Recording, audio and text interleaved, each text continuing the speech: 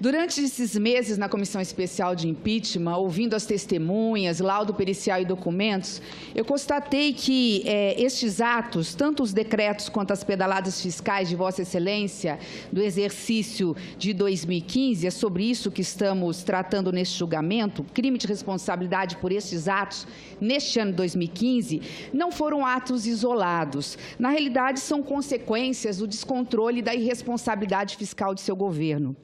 E não começou agora, começou lá em 2009 e agravou-se em 2013.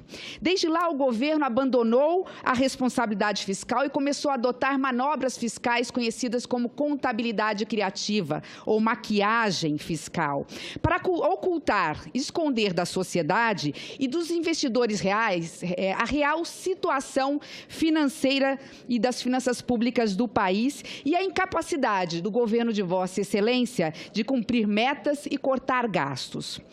Sem cortes em 2013, a bola de neve já não podia ser mais contida com essa contabilidade criativa. Sem reconhecer erros anteriores, abro parênteses, gastou-se o que tinha, o que não tinha em excesso e pegou emprestado com quem não podia, que são os bancos públicos, Vossa Excelência começa a pedalar. No ano de 2015, se inicia com passivos oriundos de pedaladas fiscais com Banco do Brasil, Caixa Econômica, Fundo de Garantia BNDES, que alcançaram 51 bilhões de reais não contabilizados pelo Banco Central, só o fez depois de provocado pelo TCU. Apesar da queda das receitas, as despesas foram ampliadas.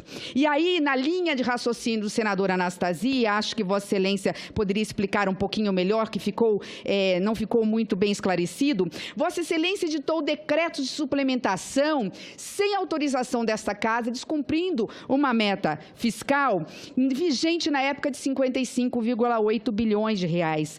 Trabalhou em cima de uma meta pendente de aprovação de 5,8 bilhões e, inclusive, alguns decretos empenhados. A conclusão que chego, tanto os decretos e pedaladas não foram meras operações contábeis ou isoladas. Fizeram parte de uma estratégia fiscal destinada a inflar artificialmente o resultado primário e continuar gastando recursos de que não dispunha e buscando recursos com quem não podia, os bancos públicos.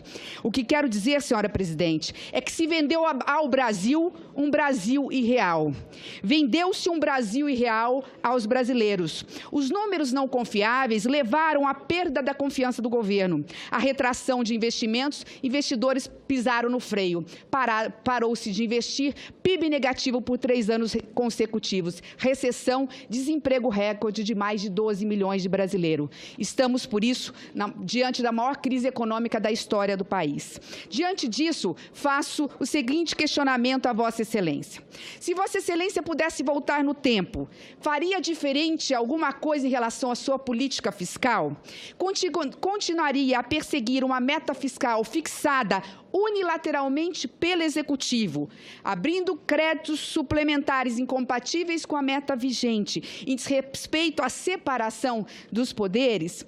Ainda, obrigaria os bancos públicos a suportar com recursos próprios despesas primárias que são da União, atrasando o pagamento além do limite da lei, em alguns casos por quase 3 anos, e com isso pagando juros?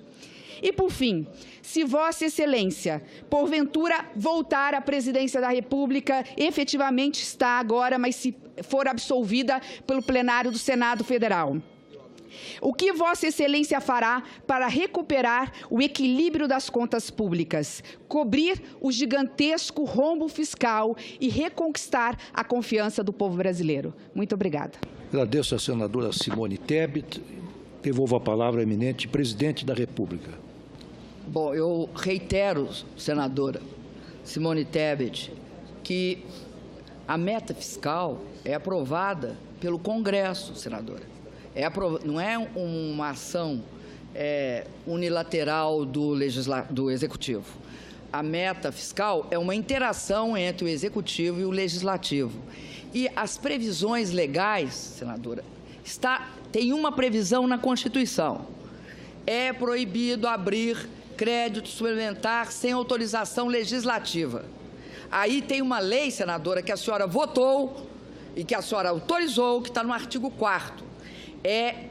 o Executivo pode abrir créditos suplementares desde que eles sejam compatíveis com a obtenção do resultado primário. Aí é uma terceira lei, senadora, que transforma as despesas com créditos suplementares reféns do decreto de contingenciamento, ou seja, o decreto de contingenciamento reduz o efeito da abertura de créditos suplementares. Quero te dizer, senadora, que é absolutamente regulado por lei. E a lei mais importante, a lei finalística nessa regulação, é a Lei de Responsabilidade Fiscal. A Constituição autoriza, a LDO diz em que a Constituição proíbe só por lei, a LDO, que é uma lei que a senhora aprovou, diz em que condições você pode abrir, e a LRF diz o seguinte: você abra. Agora, essa abertura não produzirá efeitos para além daqueles que já estão vigentes do decreto de contingenciamento. Então, não adianta abrir o decreto de crédito suplementar, porque ele não produz efeitos, a não ser que você descontingencie. E não há nenhuma prova que nós descontingenciamos.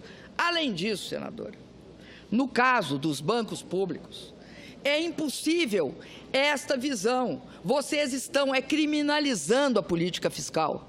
Por que eu vou falar que vocês estão criminalizando a política fiscal? Porque, senadora, não foi o Brasil que passou por uma crise, senadora. Esta crise, a senhora falou que nós começamos a maquiar desde 2009. Não, senadora, desde 2009, nós começamos a enfrentar a maior crise que houve no mundo depois da de 29.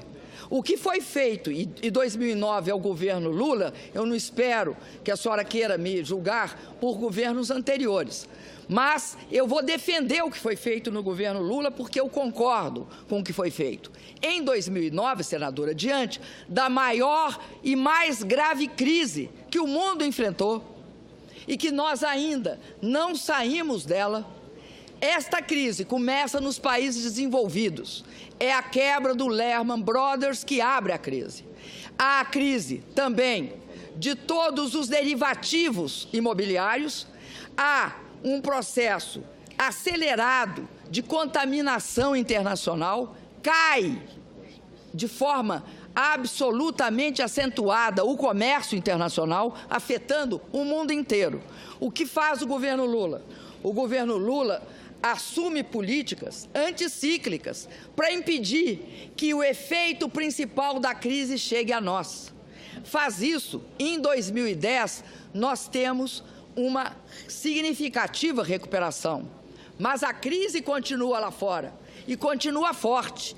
Eu lembro a senhora que 2011, 12 e 13 é a crise do euro, senadora. O euro em vias de quebrar, ou seja, em vias de quebrar não porque o Reino Unido saiu da União Europeia, mas em vias de quebrar. Por quê? Porque os bancos europeus estavam completamente bichados. Por isso, uma desaceleração brutal na atividade econômica. Eu participei de pelo menos 2 reuniões a esse respeito. Então, senadora, nós não inventamos a crise não, viu? Ela vinha por aí. E aí, o que acontece conosco? Acontece que nós evitamos ela chegar. Nós seguramos o emprego. Nós seguramos que o emprego não ampliasse na proporção que estava ampliando-se nos países desenvolvidos. Ocorre, senadora, que a crise nos atinge, e nos atinge de forma forte. Infelizmente, a partir de outubro de 2014, você tem o fim do superciclo das commodities, você tem, além disso, a saída dos americanos da política de expansão de crédito foi 3 dias depois que acabou o segundo turno. Isso deu um estremecimento geral em todas as moedas do mundo e elas despencaram. É isso que explica que o câmbio explode. Depois disso, tem a desaceleração da China, que é feito e causa dessas coisas. Além disso, você tem um dos maiores crises energéticas do Brasil por falta de água, que se expressa em São Paulo, senadora, pelo regime morto do Cantareira, e que nós seguramos, porque não teve, ao contrário do passado, não teve racionamento de energia. Teve o quê? Sabe o que teve? Nós tivemos de colocar as térmicas para rodar. E é bom lembrar que, para a gente fazer uma comparação, os reservatórios do país, o maior deles, tinha 42% de água, né? Em 31 de dezembro, aliás, em 1º de janeiro de 14, tinha 9% em 1º de janeiro de 2015. 9%, senadora. Ou seja, o Brasil passou esta crise hídrica com 9%. No Sudeste, não era no Nordeste, era no Sudeste. É isso que explica o volume morto. Não só o volume morto, não só do Cantareira, mas o volume morto de Minas Gerais. Minas Gerais não entrou em colapso hídrico por 1 minuto. Nós não entramos porque tínhamos térmicas e pagamos por isso. Então, senadora, me desculpa, querer dizer que a crise fiscal do país é por conta de 3 decretos me perdoa, e operação de subsídio e não de crédito do Banco do Brasil para os produtores, é inverter completamente a causalidade. Eu não sei em que mundo nós estaríamos se uma crise da proporção que está acontecendo no Brasil fosse devido a isso. Não é devido a isso, senadora, pelo contrário. Eu quero dizer para a senhora que o Fundo Monetário Internacional tem revisado as políticas de austeridade fiscal, porque elas têm hora que não dão certo. Sabe quando que elas não dão certo, senadora? Quando há uma queda violenta da receita. E aí eles estão criando nova geração de regras fiscais. É só acessar o Fundo Monetário que a senhora verá que é impossível superar uma crise da proporção das que nós enfrentamos só cortando. Em 2016, nós mandamos ao Congresso uma flexibilização para que fosse possível manejar essa situação. Eu não estou dizendo que é eu que estou adotando isso. Estou dizendo que esta avaliação das dificuldades com políticas fundamentalistas de austeridade fiscal, o que elas produzem no país? Elas produzem o quê? Elas produzem a queda. Agora, a mim espanta que no caso dos produtores rurais, principalmente naqueles estados dominantemente integrados e representados por produtores rurais, haja essa visão de criminalizar a política relacional do Plano Safra. As consequências, eu sou a favor de pagar passivo, tanto é que, detectado passivo, eu paguei à vista, ali. Fichamos, podíamos ficar discutindo parcelamento, pagamos o passivo. Preferimos pagar o passivo. Falaram, tem passivo, nós pagamos. Agora, eu quero dizer que continuem criminalizando o Plano Safra e as consequências sobre ele e sobre os recursos disponíveis vão ocorrer. É impossível. Cria esse pavor no sistema de execução desse processo, vai ser uma dificuldade enorme executar um Plano Safra daqui para frente.